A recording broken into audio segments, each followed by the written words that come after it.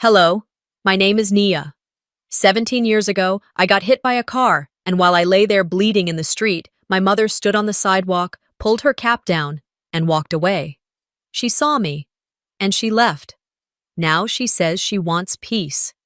But what she really wants is my signature. Proof she was a good mother. She's already erased me from family photos, told neighbors I'm unstable, and faked fainting outside my office. And yet somehow she still believes I'm the problem. Would you sign a lie just to keep the peace? Because I didn't. And 5 minutes later, the police showed up. So tell me, what would you do if the person who hurt you the most called it love? It hit me before I saw it. Just the sound. Tires screaming on asphalt. The shrill panic of a horn.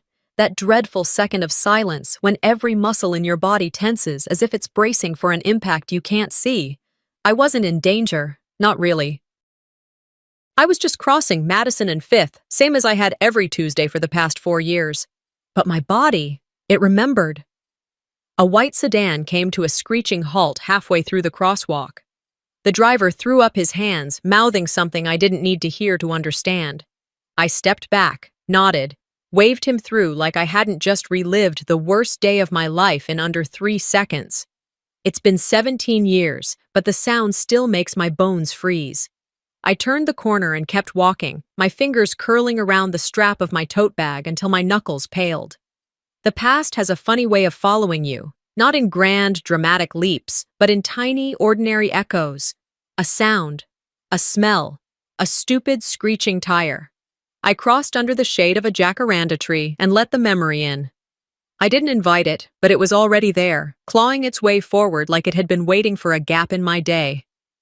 I was 14.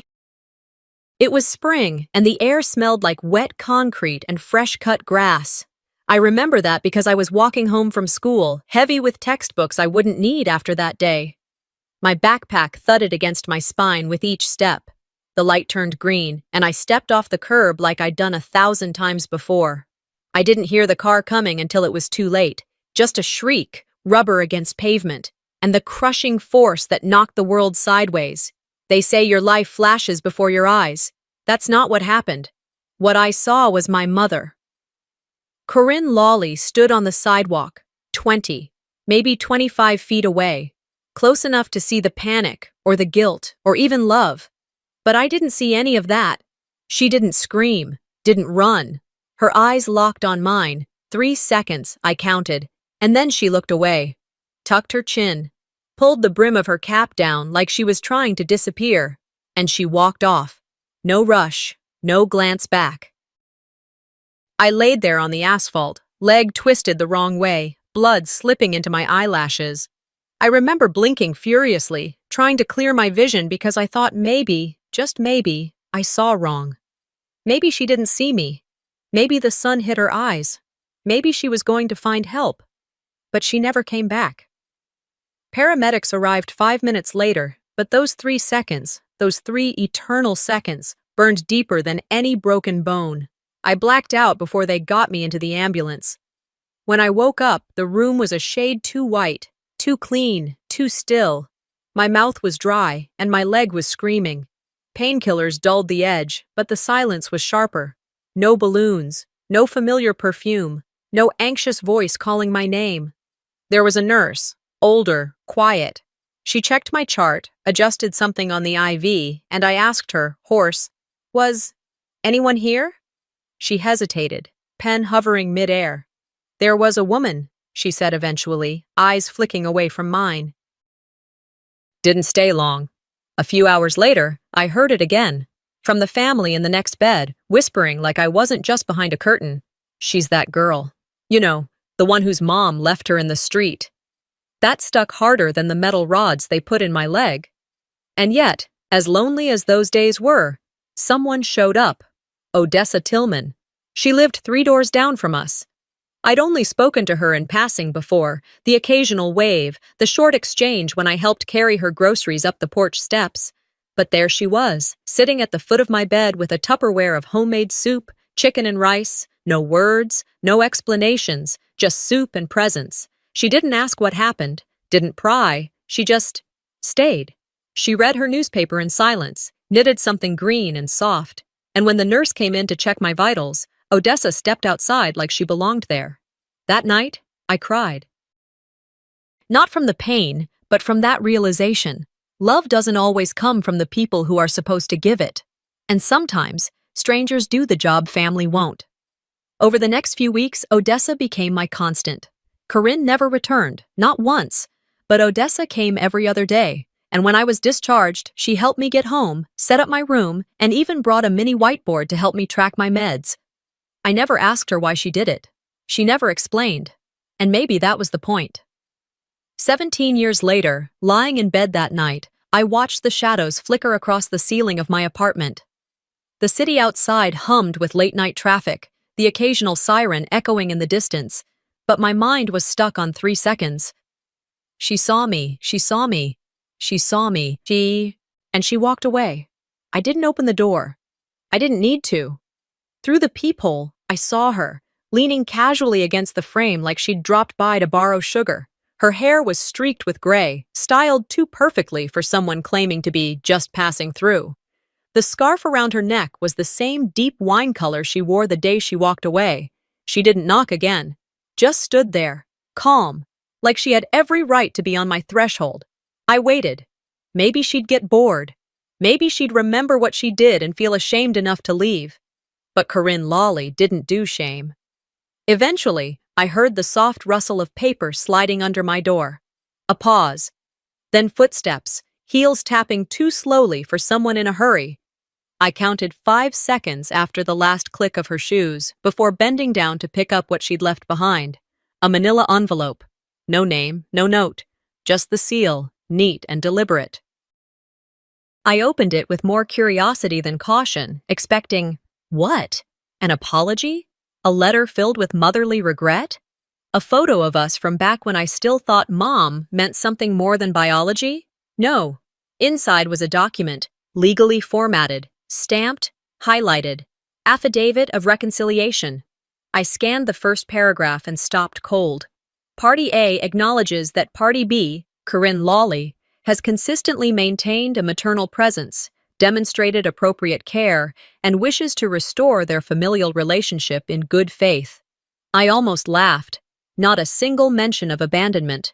No accountability, just a tidy piece of legal fiction. I left the envelope on the counter, made myself tea, and sat on the couch without turning on any lights. The hum of the fridge filled the quiet. The bitter taste of Earl Grey was the only thing grounding me. She wanted my signature. She wanted me to say, on paper for the record, that she had been a good mother. That her presence was steady, supportive, and real. It wasn't just about me. This was for something, a legal move, a setup. There was no attempt at a relationship, just a transaction, a signature to unlock something I didn't yet understand. The next morning, I sat on the edge of my bed with the envelope in my hands. The paper smelled like the floral lotion Corinne always wore. She'd probably dabbed some on her wrists before coming here, thinking the scent might soften me up. It didn't. I tossed the envelope back onto the dresser and stared out the window. Funny how silence works. For years, I'd imagined what I would say if I ever saw her again. I'd written speeches in my head, some angry, some calm, some righteous. But when it actually happened, when she was just a few inches and one wooden door away, I said nothing. Because her arrival wasn't about making things right. It was about control. I took the rest of the day off work. Didn't call in, didn't explain. I just didn't show up. Instead, I dug out an old plastic bin from the closet. It was dusty and cracked along the edges, filled with things I didn't have the heart to throw away. Birthday cards, report cards, a photo of me in braces holding a participation ribbon, and the insurance form. It was creased, folded inside the back of a birthday card that read, "Love you always, Mom." The form was from the state, reimbursement for medical travel. Corinne had taken me to an eye appointment on my 16th birthday. I'd remembered that day as a rare moment of normalcy. She'd bought me lunch, smiled at me like we were actually okay for once. I used to think she was trying. But that form, filed the same day, stamped with her name, proved otherwise. It wasn't a birthday lunch. It was an errand, a way to claim mileage. I stared at the card again, the sloppy "love you always," now a punchline.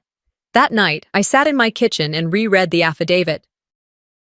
I traced the signature line with my fingertip and thought about what it would mean to sign, what I'd be erasing with one pen stroke.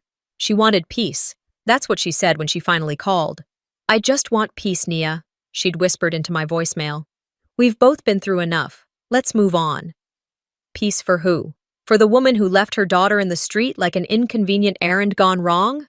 Or for the woman who wanted her past scrubbed clean so she could gain something? I didn't call her back. Instead, I opened the top drawer of my desk and found the letters. Odessa's handwriting hadn't changed in the years I knew her. Sharp, clean, consistent. She'd left me a note after every holiday, every milestone. Some were short, others full pages. One of them, dated a few months before she passed, simply said, "Don't let ghosts wear human faces and call themselves family." I must have read that sentence 10 times before folding it up and placing it on my lap. Odessa never told me what she thought of Corinne, not directly, but in every act, in every quiet offering, she told me what love looked like, what it should look like. I spent the rest of the evening watching the sky change color, from soft orange to charcoal blue, until the streetlights buzzed on and the world outside dimmed. My phone lit up once. Corinne again. I let it ring. Later, I walked to the door and opened it. The hallway was empty, quiet. I leaned against the frame for a long minute, the envelope still in my hand.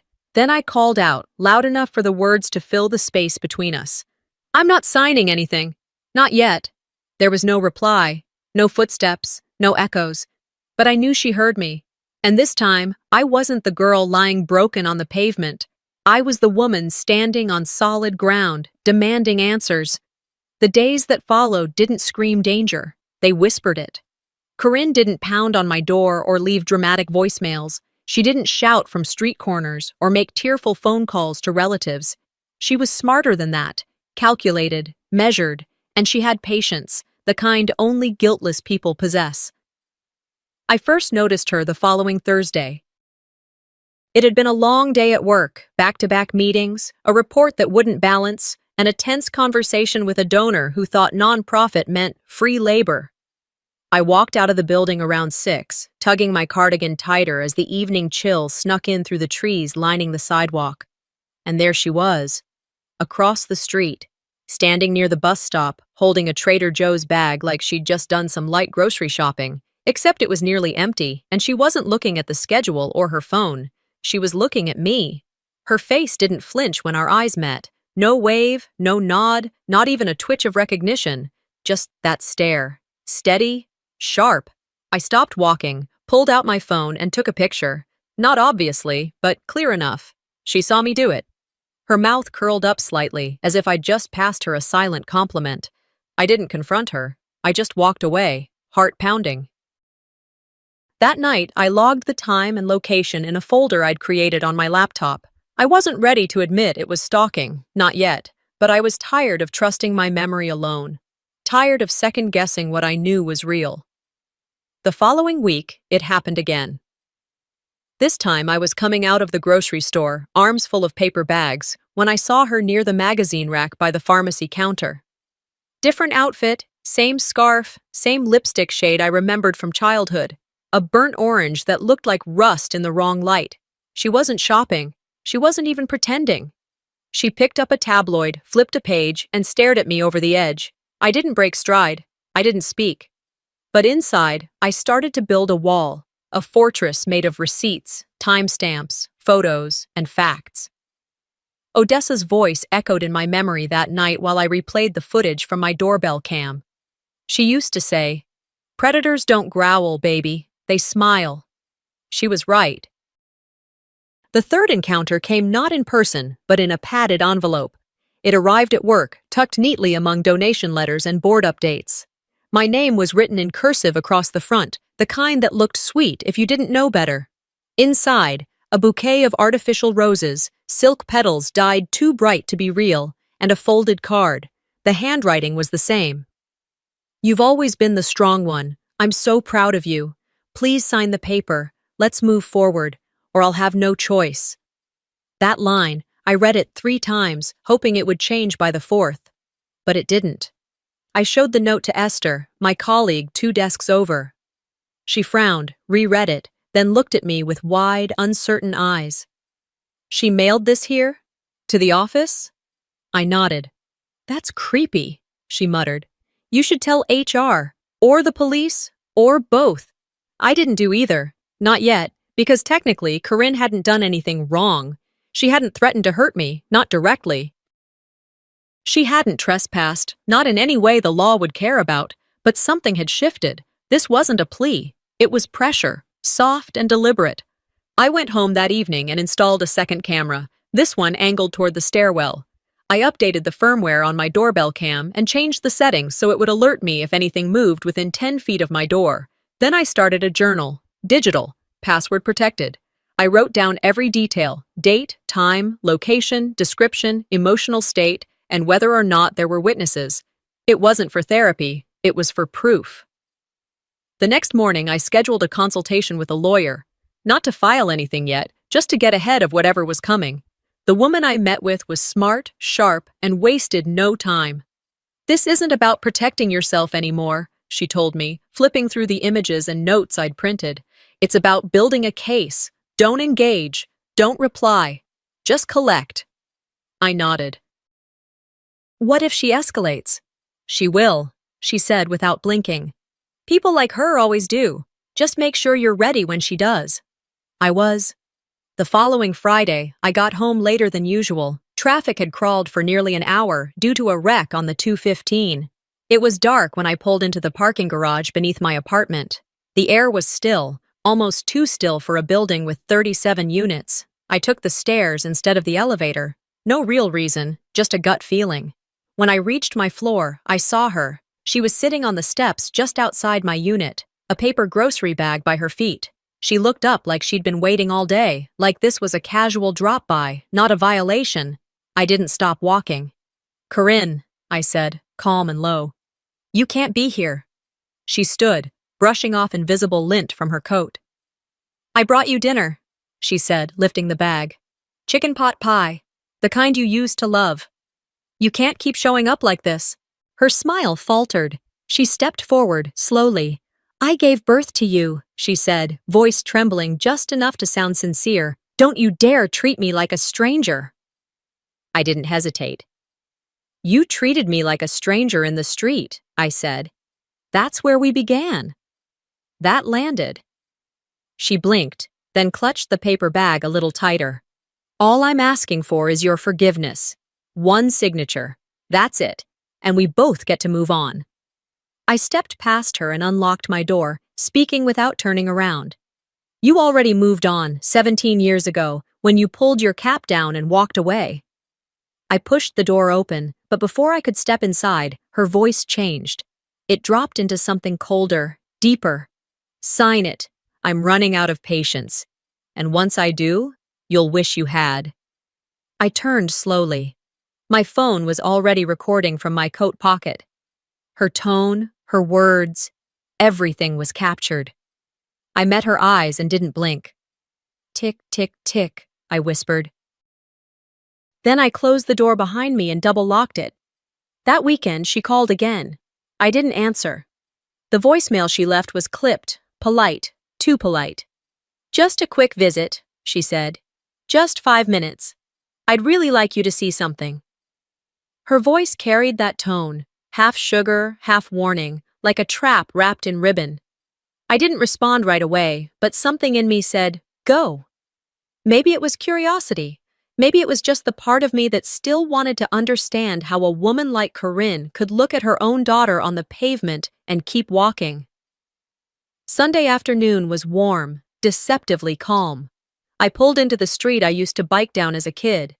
The trees were taller now, older, casting long shadows across the cracked sidewalks. Her house, our old house, still had the same chipping paint, same flower bed out front that Odessa once helped me plant marigolds in. I rang the bell.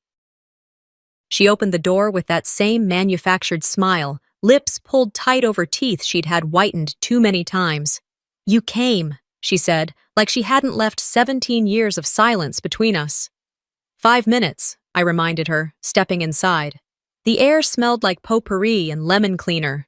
Too clean, too staged. Everything looked smaller. The living room, the walls, even the ceiling. But it was the same couch, same rug, same coffee table I'd spilled juice on when I was 10. She gestured to the hallway. I updated the photo wall. I followed slowly, letting her lead, already knowing something was coming. And there it was, dead center in the hall, under a track light like it was sacred. The new family photo, same backdrop as the one we'd taken when I was 13. Fall leaves, matching sweaters, stiff smiles.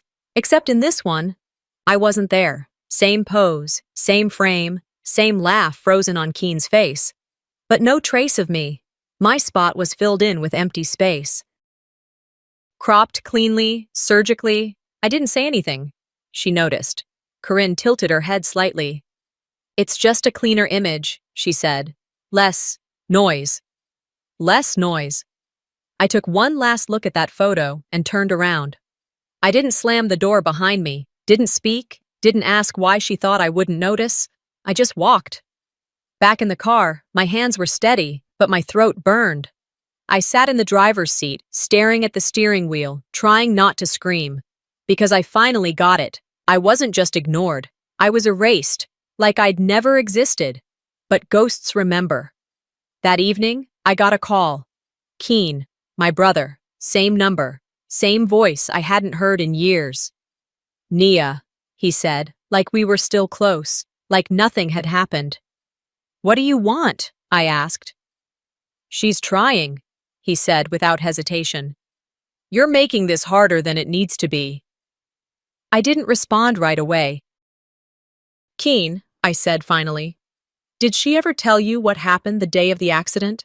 Silence. "You were in college then, right? You remember the call? You remember what she said?" More silence. I didn't press. I already knew the answer. If she told him anything, it was her version, polished, incomplete, convenient. "She's your mother," he said eventually. "She's not perfect, but she's trying." "No," I replied. "She's trying to rewrite the story. That's not the same." He sighed. "You've always been difficult." And that was that. After the call, I opened my laptop and started organizing everything. Every photo, email, note, video clip, voice message. I created folders, labeled them, backed them up to the cloud and a USB stick. I wasn't just collecting anymore. I was building something. A map, a history, a defense, a truth. I pulled out the manila envelope she'd left, the one with the legal form I'd nearly tossed in the trash. This time, I opened it. Really read it. Every word, every clause. Clause 7C. Party A agrees to refrain from any public or private statements that could be reasonably interpreted as defamatory to Party B. It wasn't about peace. It wasn't even about reconciliation. It was a muzzle, a gag order in the form of a signature. She didn't want my forgiveness. She wanted my silence. I stared at that line until it blurred. And then I slid the envelope into the shredder. The hum of the machine was almost soothing. Like the sound of something old finally being destroyed, something that never should have existed in the first place. After that, I picked up my phone and hit record. My voice, clear and even, filled the room. "My name is Nia Race. I am the daughter of Corinne Lawley. On October 12th, 17 years ago, I was struck by a car while crossing the street. My mother saw it happen. She looked at me, directly, and walked away." I paused, breathed, continued. "This is my story, and I will not be erased." I left the cafe that morning feeling strangely calm. Not at peace. Peace requires honesty, but clear. Corinne's warning still echoed in my ears like static. "Careful, Nia. You don't want to make me your enemy." But that was the problem, wasn't it? She already was. She just didn't like that I'd stopped playing the quiet daughter. It had started earlier that day when I opened the front door and nearly stepped on a small white box. No note, no name, just a lavender ribbon tied too tight around the corners. I picked it up, already knowing it wouldn't be innocent. Inside was a necklace. I recognized it instantly. It was a cheap silver locket, the kind you buy at drugstores for $9, shaped like a heart, tiny, worn. I hadn't seen it in over 20 years, but I remembered the weight of it around my neck like it was yesterday. I wore it almost every day in 5th grade, thinking it meant something. The note was stuck to the inside of the lid. Her handwriting, too neat to be casual, read, "See, I never stopped loving you." I sat on the floor in the kitchen and stared at it. For a while, I said nothing, just let the silence fill the room until it started to hurt. The memory came back not as a flash, but like a film reel rolling in the background of my mind. I remembered the day she gave me that necklace. I was 10. It was the day after a caseworker from Child Protective Services visited the house about a noise complaint from a neighbor. That same week, Corinne submitted a refund claim for a transportation stipend, gas mileage reimbursement for driving me to a free vision screening. I saw the paperwork years later, long after I stopped pretending it had been a birthday surprise. She didn't give me that necklace because she loved me. She gave it to remind the world she had. I put the locket back in the box and pushed it aside. That afternoon, I reopened the affidavit she had sent. I hadn't looked at it in over a week, but it was time to really read it, line by line, with the same kind of cold calculation she used to justify sending it. Clause 4. Party A acknowledges the consistent presence, support, and caregiving provided by Party B. Consistent presence. She hadn't called on my 16th birthday, or my high school graduation. She wasn't there when I got hit by that car. I bled in the street like roadkill while she walked away, adjusting her cap like I was some mess she didn't want to be seen cleaning up.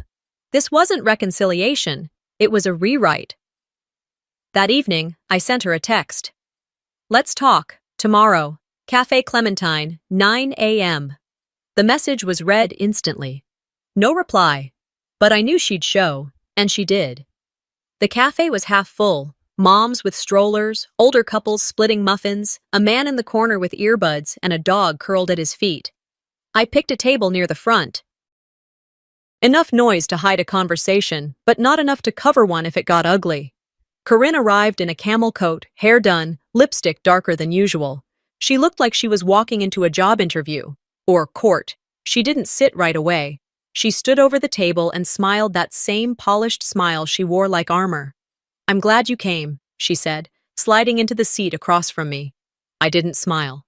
Didn't offer small talk, just reached into my coat pocket and placed the box with the necklace on the table between us. Her eyes flicked down to it. She didn't touch it. "That was meant to be a peace offering," she said quietly. "No," I said. "It was a prop." She stiffened, but didn't argue. "I didn't bring the document," I added. Corinne exhaled, long and dramatic. "Nia, I know you're angry." "I'm not angry," I interrupted. "I'm done being erased." She looked around the cafe like someone might overhear, then leaned in slightly. "You don't have to make this public." "I'm not the one making this public," I said. "You are. You're the one trying to clean your slate before someone else writes your story for you." Corinne's voice flattened. "This is about closure.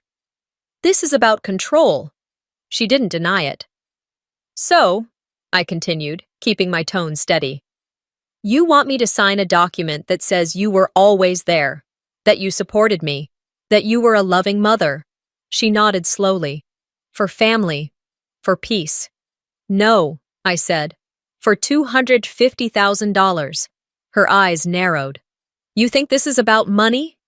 "It is about money," I said. "Because if it wasn't, you wouldn't care if I signed anything. You wouldn't have sent a necklace with a sticky note pretending it was love." Corinne's lips pressed together. "People change, Nia." "No. People reveal themselves," I said. "You revealed yourself a long time ago. I was just too young to name it." The table next to us had gone quiet. A woman 2 seats over was pretending to scroll her phone but kept glancing up. Corinne noticed too. She leaned in closer, voice barely above a whisper. "You're making a scene." "No," I said louder. "You are. You're the one who wants me to lie, who wants the world to think you were something you never were."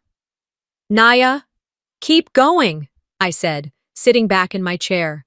"Let them hear what family means to you." Corinne's eyes flared. For the first time in years, I saw her without the mask, just a woman cornered by her own reflection. She grabbed her purse, then paused and looked up. "Careful, Nia," she said, her voice low and cutting. "You don't want to make me your enemy." I took the last sip of my coffee, stood up, and tucked my phone, still recording, back into my coat pocket. "You did that 17 years ago," I said. "I'm just now responding." I walked out, but before I reached the door, I turned around just once to see her sitting there, still holding the necklace box like it might explode. She had no idea that it already had. By the time I reached the bottom of the courthouse steps, I could feel the shift. Not in the air, not in the people passing by, but inside me. It was subtle, like a thread finally snapping loose. I didn't realize I'd been holding that tension so long until I wasn't. That evening, I sat on my couch with a warm mug of tea, scrolling through emails on my phone. I wasn't looking for anything in particular, just letting the day settle. Then one message caught my eye. It had been forwarded by a former coworker from my first nonprofit job. Subject line, FYI, local gossip thread. It wasn't curiosity that made me open it, it was instinct. And there it was, a post from a concerned community member on a neighborhood moms forum. "Some of you may know my daughter, Nia. She's been spreading harmful lies about her upbringing in order to gain sympathy and manipulate public opinion. It's truly sad to see someone fabricate trauma when the truth is far less dramatic. Estranged children often rewrite history." No name attached to the account, but the phrasing was unmistakably Corinne's. I knew her cadence. I knew the way she weaponized civility. It was her version of a slap to the face, clean, composed, and just vague enough to avoid legal consequence. I read it twice, not because I was shocked, but because I wanted to absorb just how far she was willing to go to protect her fiction. And then the firestorm began. By morning, the post had been shared to 3 other local message boards. Another followed, quoting unnamed family sources about my supposed history of mental instability. One post even implied I'd threatened my mother in the past. The comments were a mix of pity and side eyes. "She's always had issues. Some kids just can't let go. Sounds like someone needs therapy, not a podium." I didn't cry. I didn't shake. I printed every single page, highlighted names, dates, phrasing. I bookmarked links, archived screenshots, cross-checked timestamps. At 3:14 p.m., I walked into my lawyer's office with a flash drive and a folder thick with paper. She skimmed the contents for 10 minutes, then leaned back in her chair, face unreadable. "This isn't defamation yet," she said. "But we're on the edge. Keep documenting everything." I nodded. "But you should also prepare for escalation," she added. "What does escalation look like?" I asked. Her reply was simple. "When public manipulation doesn't work, they'll make it personal." That didn't take long. The following Tuesday started like any other.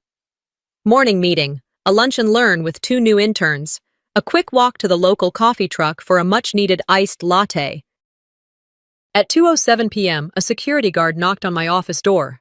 "Miss Race, there's someone outside asking for you. Older woman. She said she's your mother. Said she doesn't feel well." I stood too fast. My window faced the street. I rushed to it, pulled the blinds open, and there she was. Corinne was sprawled on the ground at the base of our building's front steps, one hand clutching her chest, the other resting dramatically on her forehead. A paper bag tipped beside her with oranges rolling onto the pavement. Her coat slightly disheveled. Someone had already called 911. And then she looked up, just for a second, but long enough for me to catch it. She wasn't grimacing in pain. She wasn't panicking. She was checking her reflection in the storefront glass next to her, straightening her collar, adjusting her hair. And then, when she saw 2 people running toward her, she let her head fall back as if she were losing consciousness. I didn't go down there. I didn't call out. I didn't rush to her side. I recorded, through the window. Clear, steady footage, no edits, just truth. By 3:30, I had uploaded the clip anonymously to the same mom's forum where she had dragged my name. The caption was short. "This is what manipulation looks like." Within hours, her defenders began to retreat. Posts were deleted, threads locked. One of her old friends, a woman who once called me selfish for cutting ties, sent me a private message. I didn't know, it read. I'm sorry. It wasn't justice, but it was something. Corinne, of course, had her own version. She claimed she had a dizzy spell, that she came to see me because she was worried, that the oranges were a peace offering. She told that story to anyone who would listen. But the video did its job. I didn't reply to any of it. I didn't have to. The next morning, a text came from my lawyer. We're past the line. Let's go beyond documentation. You're ready to file. I sat in my kitchen, that quiet hour between dawn and noise, and stared at those words. Ready. Not vengeful. Not even angry anymore. Just ready. I reached for my phone, opened my folder of footage, and dropped it into an encrypted drive. I changed into slacks and a soft blue blouse, pulled my hair back, and tucked the USB into my coat pocket. On the walk to the courthouse, I passed by a woman helping her mother out of a parked car. They were arguing about something, shoes, I think. The daughter rolled her eyes. The mother wagged her finger. But there was love there. Irritation, yes, but real love. I could see it in the way the daughter steadied her mother's elbow without thinking. It didn't hurt to see anymore. It used to. But now, it was just separate. I didn't come from that. But I would build something better. I reached the courthouse steps and paused. Took a deep breath. The USB in my pocket felt heavier than it was. Let's make it official, I whispered, and I walked inside. I arrived 15 minutes early. Riverside Park was quiet that evening. Not empty. There were dog walkers, a couple of kids riding scooters down the path, but it was the kind of weekday hush that let you hear the wind rustle through trees. I chose the bench near the playground, not for the symbolism, but for the lighting. Good visibility, clear sightlines, one entrance path. I wore jeans, a dark sweater, and a small crossbody bag. In that bag was a lapel mic, wired to my phone. The recorder app had been running since I left the house. Every step, every breath, documented. Odessa's friend, Dr. Meredith Hall, had agreed to meet here too. She wasn't a close friend, but she'd worked with Odessa at the clinic before they both retired. Meredith remembered the day of my accident. Not just remembered, she was there. She sat on a bench farther down, pretending to read a newspaper. Her white hair was pinned up. Sunglasses shaded her eyes. She looked harmless, observant, just like Odessa used to. At 6:08 p.m., Corinne appeared.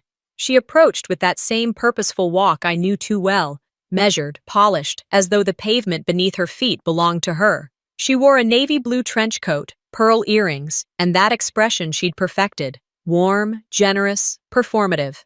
"Nia," she said brightly, "you look good. I always knew you'd turn out fine." I didn't answer. I didn't smile. I scooted over slightly so she could sit, but I didn't make it welcoming. "Let's skip the frosting," I said. "Why are we here?"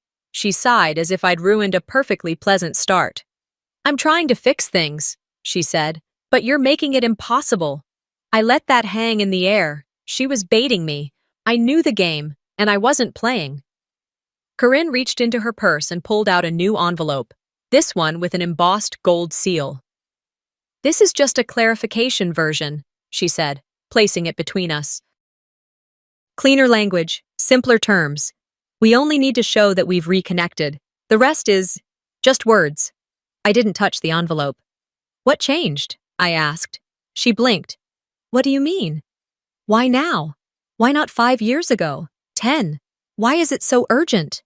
She hesitated for the first time. "My mother passed 2 months ago," she said finally. "She left an estate. Some of it is locked. Conditional clauses, legal nonsense. They need proof I've reconciled with both of my children. I tried with Keen. He's on board." Of course he was. "And you need me to validate that fiction," I said. Corinne's smile faltered. "I just need you to say we're good," she said. "One signature, one lie. You're good at lying, aren't you?" I turned slowly toward her. "Is that how you remember the accident too?" Her face changed. "I was there," she snapped. "I wanted to help. But a nurse, someone, told me to back off. You don't remember, right? You were in shock." "I remember," I said. I remember the color of your hat. I remember you pulling it down over your face and walking away. I didn't walk away. Her voice rose, sharp and cutting. That's not what happened. You've poisoned yourself with this story, convinced yourself I'm a monster. I was terrified, Nia. I didn't know what to do. I thought someone else had it under control. Dr. Meredith stood up then, calm, smooth. She walked toward us like someone stretching her legs, folding the newspaper neatly in her hand. Corinne noticed her before she spoke. Actually, Meredith said, her voice even, I was there. I was 10 feet behind you that day. Corinne's mouth opened, closed. You looked her in the eye, Meredith continued, and you turned around. You didn't run. You didn't scream. You looked around, pulled your hat lower, and walked the other way. I remember because I was the one who stayed until the ambulance came. I didn't need to look at Corinne's face to know it was unraveling. That's the truth I'll be signing, I said quietly, meeting Meredith's eyes. Corinne stood up, fists clenched, lips trembling. You set me up, she hissed. No, I said, rising too. I gave you a chance. 2 uniformed officers walked up the path, 1 male, 1 female. They'd been briefed, knew who to look for. Corinne Lawley? The female officer asked. You're being served for violation of a restraining order and are under investigation for harassment. This is a mistake, Corinne said, voice too loud. She's manipulating everything. You don't know what she's capable of. I handed over a flash drive, voice recordings, footage, documents, copies of the affidavit, the smear campaign screenshots. She's been warned, I said simply. Corinne tried to step back, but the male officer gently took her arm. Please don't resist, ma'am. The park had gone quiet. A jogger slowed to watch. A woman walking her dog paused, earbuds out. And then the sound, click, of handcuffs sliding into place. You'll regret this, Corinne screamed. I didn't flinch. I turned and walked. Meredith followed a few steps behind me. When we reached the end of the path, I paused. Just once. I didn't look back, but I said it anyway. You taught me to survive, I said. Just never thought it would be from you. The next morning, the sky over Riverside was soft gray, the kind that promised rain without fully committing. I sat on the bench by the library, Odessa's bench, the one near the rose bushes that always bloomed too early in spring. It had been 3 days since Corinne's arrest, and though the world had moved on, people commuting, sipping coffee, complaining about traffic, I sat still. I didn't feel victorious. I didn't feel vindicated. I felt emptied, like I had run a marathon barefoot and uphill. And now that it was done, I wasn't sure where to go next. The wooden slats beneath me creaked when I shifted. I pulled a small envelope from my coat pocket, the edges frayed from time. I wasn't planning to read it today, but something in the air, in the weight of quiet around me, told me it was time. Before I could open it, a voice broke my thoughts. Excuse me, are you Nia Race? I looked up.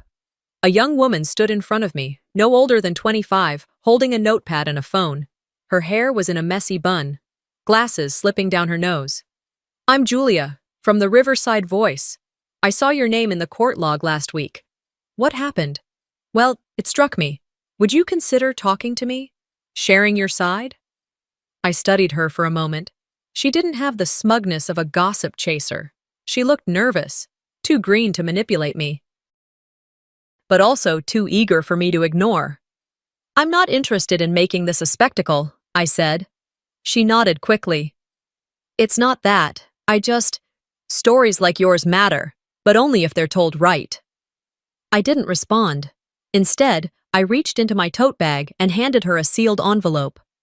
What's this? She asked. Something to read, I said. That's the only version I want out there. She accepted it like it was made of glass, thanked me softly, then walked away.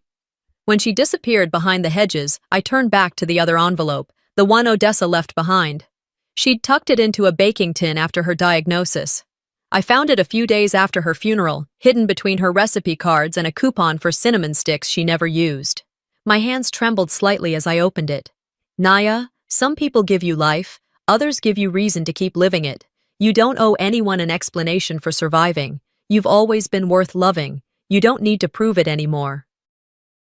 When your voice shakes, speak anyway. When your hands tremble, write anyway. And when the world tells you to sit still, take one step forward, always.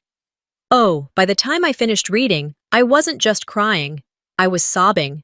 Not the kind of tears that fall in private, neat, and quiet. These were deep, shaking, hiccuping sobs, the kind that make your ribs ache, that drag something out of you didn't know you were still carrying. It wasn't about Corinne, not anymore. It was about Odessa, about the woman who stepped in quietly when the one who should have stayed didn't. I stayed on that bench for over an hour. By the end of the week, Corinne's case had made the local news. A short segment on Channel 8. Restraining order leads to harassment charges in inheritance battle. They didn't say my name, but they didn't have to. People knew. The court documents were public. One neighbor left a basket of muffins on my porch with no note. Another crossed the street when I walked past. Some of Corinne's former friends vanished from social media, their silence louder than any apology. I didn't feel smug, or petty, or angry. This wasn't revenge, I told my therapist during our first session. It was self-rescue. She nodded like she understood more than I was saying. I didn't go to court for the final hearing. My lawyer went in my place. I already knew what the outcome would be. The evidence was clear, the truth even clearer. Instead, I spent that day at my office, surrounded by boxes of donated clothing and a group of volunteers sorting winter coats. Our nonprofit served women and children leaving abusive homes. It had always mattered to me, but now it pulsed through me like blood. Later that month, I reopened the draft I'd started writing years ago. My version, my story. I stopped halfway through the first paragraph, deleted it, and started fresh. Not for the courts, not for Corinne. For me. The words came slower now, but steadier. I wrote about the intersection, the 3 seconds, the silence that followed, and the sound of Odessa's footsteps, soft and certain, returning again and again until I could stand on my own. That night, I pulled out a photo album from my closet, the one with Odessa in the center, holding my hand at my college graduation. No biological ties, just the strongest bond I've ever known. I touched the corner of the photo gently, then closed the album. As I got ready for bed, my phone buzzed. A voicemail. Unknown number. I pressed play. Hi, Miss Race. This is Andrea from Valley Women's Shelter. One of our girls here heard you speak a few years ago. We were wondering, would you be willing to come talk again? The women here could use someone like you. I stared at the ceiling for a moment, letting the request settle. And then I smiled. Not because I needed to be heard, but because I finally had something worth saying. The sun was just beginning to set as I crossed the street at Belmont and Ridgeway. It wasn't the exact intersection from that day 17 years ago, but it mirrored it in enough ways to make my stomach pull tight. The faded crosswalk, the same kind of rust-colored leaves scattered along the curb. A little girl was holding her mother's hand as they stepped off the sidewalk, the mother gently tugging her back when a cyclist sped past without warning. It was a small moment, barely noticeable to anyone else, but it caught me, froze me, just for a breath. I watched as the mother looked down, smiled at her daughter, and said something I couldn't hear. The girl giggled. They moved on, and so did I. That image, tender as it was, didn't hurt like it once would have. I let the feeling come, acknowledged the ache, and kept walking. The memory no longer controlled me. It was just a shadow, present, but not overwhelming. Back home, I placed my keys in the bowl near the door and kicked off my shoes. The house was quiet, the kind of quiet that felt earned, peaceful, not hollow. Later that night, I opened my laptop and scanned a few headlines. There it was, just beneath the fold. Local woman accepts plea deal in harassment case. The article was short and to the point. Community service, probation, a court-ordered public apology. Her name, now permanently attached to a searchable record, no mugshot, no jail time. But she didn't get what she wanted. Keene hadn't called. He probably wouldn't. I'd stopped expecting anything from him a long time ago. For someone so obsessed with keeping up appearances, his silence was just another calculated move. If you don't pick a side, you don't risk being on the wrong one. He'd always preferred the middle, I used to envy that. Now, I pitied it. The following weekend, I spoke at a local women's shelter. It wasn't a planned event. They'd reached out after hearing what had happened, asking if I'd be willing to speak about boundaries, family dynamics, anything that might resonate with the women they served. I didn't prepare notes. I didn't bring a speech. I just stood in front of 30 strangers and told the truth, not the legal version, not the polite version, the real one. I used to think blood meant loyalty, I said. I thought being born into someone's life guaranteed they'd stay in yours, that they'd protect you, even when it's inconvenient. But sometimes the people who give you life don't know how to love you, and that's not your fault. No names, no specifics, but the truth hung in the room like mist. One woman in the front row wiped her eyes, another nodded slowly, both hands clutching her purse like a life raft. When I finished, no one clapped. There wasn't supposed to be applause. There was just silence, and in that silence, something sacred passed between us. Recognition. Relief. A quiet kind of courage. Several women came up afterward. Some just hugged me, others whispered their stories. Mothers who'd turned their backs, siblings who'd gaslit them for decades, spouses who called love a favor. They didn't ask me for solutions. They just needed to know they weren't alone. That night, I visited Odessa's grave. It was tucked in the corner of the cemetery, near a line of sycamore trees that always caught the wind just right. I brought a photo from the shelter event, me standing at the front, women listening, some nodding, others smiling through tears. I placed it against her headstone, weighted down with a smooth river stone. "We made it," I whispered. I knelt and pressed a sunflower into the soft earth. Her favorite. As I stood to leave, I noticed the silence around me. Not empty, but full. Full of every word Odessa ever said without saying it out loud. Full of every quiet act of love. The casseroles. The letters. The way she always showed up and never demanded anything in return. The next few days passed gently. I got back to my routine, work, grocery runs, folding laundry while the news played softly in the background. I started sleeping better. Not deeply, not without dreams, but better. Some nights I still hear the tires. That screech, the one from the moment before impact, it hasn't vanished. I don't expect it to. It's part of the architecture now, part of how I understand the world. But it doesn't paralyze me anymore. I let it come, I acknowledge it, and I move on. One afternoon, while walking through a vintage shop with a friend, I saw it. A gray baseball cap, nearly identical to the one Corinne wore the day she left me on that street. I picked it up, held it in my hands for a moment, the fabric soft and worn from time. I stared at it like it might speak, but it didn't. And I realized I didn't need it to. I set it back on the shelf. No dramatics, no tears. Just release. As we walked out of the shop, the air felt lighter. A breeze tugged at my jacket, playful. I laughed, not because anything was funny, but because something in me had shifted. I didn't need closure. I had freedom.